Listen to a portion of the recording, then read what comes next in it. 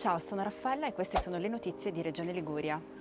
Dal 4 al 6 giugno 2026 a Santa Margherita torna il Tiguglio VIP Padel, giunto alla sua quarta edizione, un appuntamento tra sport, spettacolo e beneficenza, con tanti personaggi famosi dello sport e non solo, che si sfidano a padel.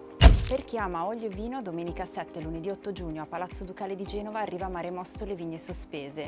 La manifestazione dopo 10 edizioni si sposta da Sestri Levante a Palazzo Ducale con 2 giornate di conferenze, workshop e degustazioni, padiglioni dedicati al vino ligure, all'olio e alla gastronomia.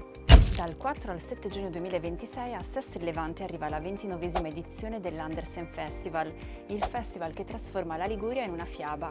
Quest'anno la città diventa un luogo magico e sorprendente, animato da artisti internazionali che propongono un ricco programma di spettacoli. Nuotatori temerari che avete sempre sognato di raggiungerla, ora si potrà, con Dritti all'Isola, in programma domenica 7 giugno su differenti distanze, 5, 2 e 1 chilometro, si nuota dalla spiaggia di Albenga verso l'isola Gallinara.